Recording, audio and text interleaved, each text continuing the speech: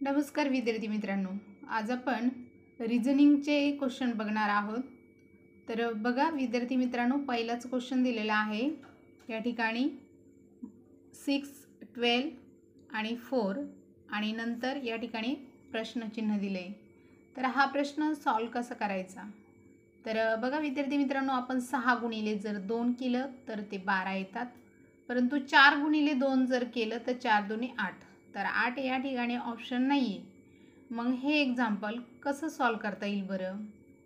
तर बघा, ह्या दोघांचा संबंध बघायचा आहे। पहिल्या पदाचा संबंध दुसऱ्या पदाशी काय, तर ते आपल्याला काढायचं आहे आणि तिसऱ्या पदाचा संबंध चौथ्या पदाशी काय ते आपल्याला काढायचं आहे या ठिकाणी। तर विद्यार्थी मित्रांनो, आपण जर 6चा घन केला तर आपल्याला या ठिकाणी 216 भेटतात। आता 6चा घन 216 आलाय, मग 12 येण्यासाठी काय करावं, तर आपण या ठिकाणी 2 गुणिले 1 गुणिले 6 जर केलं, 6 1 6 आणि 6 2 12, म्हणजे आपल्याला हे 12 मिळतात। मग त्याच पद्धतीने आपण 4चा जर या ठिकाणी घन केला तर बघा या ठिकाणी आपण 4चा घन केला तर तो 64 येतो। आता पुढची संख्या येण्यासाठी आपण ह्या दोघांचा जर गुणाकार केला, 6 गुणिले 4, तर 6 चोक 24 आणि ऑप्शनमध्ये आपली 24 ही संख्या आहे, म्हणून आपलं ऑप्शन नंबर 2 हे आन्सर आहे। तर प्रश्नचिन्हाच्या जागी 24 ही संख्या येईल। आता पुढचं एक्झाम्पल बघूया। तर बघा या ठिकाणी सेकंड नंबरचं एक्झाम्पल दिलेलं आहे। आता या ठिकाणी ए बी, त्यानंतर 9, त्यानंतर ए सी आणि प्रश्नचिन्ह अशा प्रकारचं एक्झाम्पल दिलेलं आहे।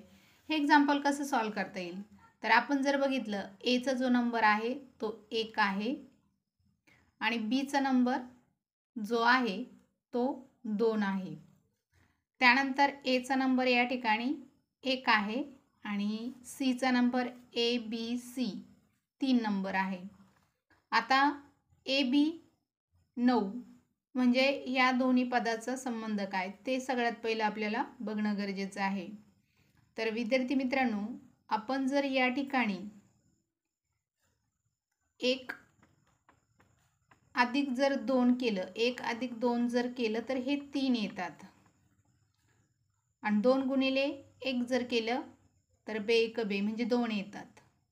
मग आता 9 येण्यासाठी आपल्याला काय करायचं आहे, तर आपण या ठिकाणी ह्या ए आणि बीचा जो नंबर आहे त्याची बेरीज केली आणि त्याचा जर वर्ग केला तर या ठिकाणी 3 त्रिक 9 येतात, म्हणजे पुढची संख्या भेटली आपल्याला। त्याच पद्धतीने जर आपण हे जर सॉल्व केलं, 1 अधिक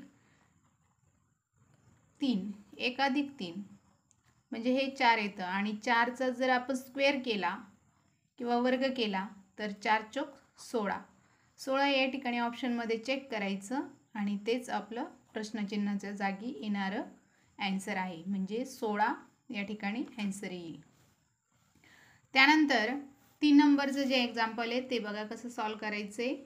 तर बघा या ठिकाणी दिले 2, 5, 7 आणि प्रश्नचिन्ह। आता हे एक्झाम्पल कसं सॉल्व करता येईल, तर बघा या ठिकाणी जर आपण थोडंसं ऑब्झर्व केलं तर 2, 5 आणि 7 हे प्राईम नंबरमध्ये येतं। तर आपण या ठिकाणी जर आपण राईट करून घेऊया प्राईम नंबर, तर बघा 2, 3, 5, 7, 9। आता 9 हा प्राईम नंबर नाही आहे, 11 हा प्राईम नंबर आहे, त्यानंतर 13 आणि 15। आता विद्यार्थी मित्रांनो, आपण थोडंसं ऑब्झर्व जर केलं तर बघा 2च्या नंतर 5 आलेत, या ठिकाणी 2च्या नंतर 5 आले म्हणजे मधला नंबर सुटला आहे। त्याच पद्धतीने जर आपण 7 जो आहे, 7च्या नंतर येणारा जो नंबर आहे तो 11 आहे। मग या ठिकाणी ऑप्शनमध्ये चेक करायचं, 11 जर नंबर आपला आलेला असेल तर तेच आपलं करेक्ट ऑप्शन आहे। त्यानंतर पुढचं एक्झाम्पल बघूया. आता या ठिकाणी तर बघा 4 नंबरचं जे एक्झाम्पल आहे या ठिकाणी 5, 35, 13 आणि प्रश्नचिन्ह अशा प्रकारचं एक्झाम्पल दिलेलं आहे. तर बघा 5 आणि 35 यांचा संबंध काय, तर या ठिकाणी आपण जर 5चा वर्ग केला तर तो 25 येतो, 35 येत नाही. मग काय करावं लागेल, तर आपण सगळ्यात पहिलं वर्गच करून बघूया. तर 5चा वर्ग आहे 25 आणि जर आपण यांचा दोघांचा जर गुणाकार केला तर बघा 5 दुने 10, तर या ठिकाणी यांची जर बेरीज केली तर ही 5 आणि हे 3 म्हणजे ही संख्या भेटली. त्याच पद्धतीनं आपण जर 13चा स्क्वेअर केला तर बघा या ठिकाणी 13चा वर्ग बरोबर, तर बघा या ठिकाणी 13चा वर्ग 169 येतो. आता 13 गुणिले जर 2 केलं तर बघा 13 दुने 26, या ठिकाणी यांची बेरीज करा तर बघा या ठिकाणी 5, 6, 7, 8 आणि 1 9 आणि हे एक तसंच घ्यायचं आहे ॲज इट इज, तर 195. आता ऑप्शनमध्ये 195 हा 4 नंबरला आहे आणि तेच आपलं करेक्ट ऑप्शन आहे. प्रश्नचिन्हाच्या जागी 195 ही संख्या येईल.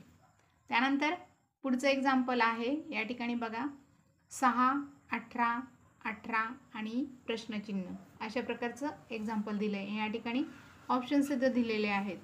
तर हे एक्झाम्पल कसं सॉल्व करता येईल, तर बघा या ठिकाणी आपण या एक्झाम्पलसाठी आपण 6चा जर वर्ग केला तर 6 6 36 येतं, तर 36 येतं. आता ह्या 36 यांच्या दोघांचा जर गुणाकार केला तर 6 18 म्हणजे या ठिकाणी 18 ही संख्या मिळाली आपल्याला.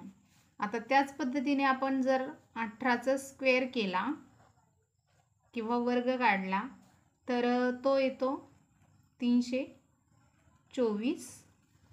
आता यांचा जर आपण गुणाकार केला तर 4 1 4 4 2 8 आणि 8 3 24, तर 24 ही संख्या येते या ठिकाणी. तर 24 ऑप्शनमध्ये चेक करायचं, 24 आपलं जिथं ऑप्शनमध्ये असेल तेच आपलं करेक्ट ऑप्शन आहे. प्रश्नचिन्हाच्या जागी 24 ही संख्या येईल. विद्यार्थी मित्रांनो, रिझनिंगचे क्वेश्चन तुम्हाला आवडले असेल तर लाईक शेअर सबस्क्राईब करायला विसरू नका.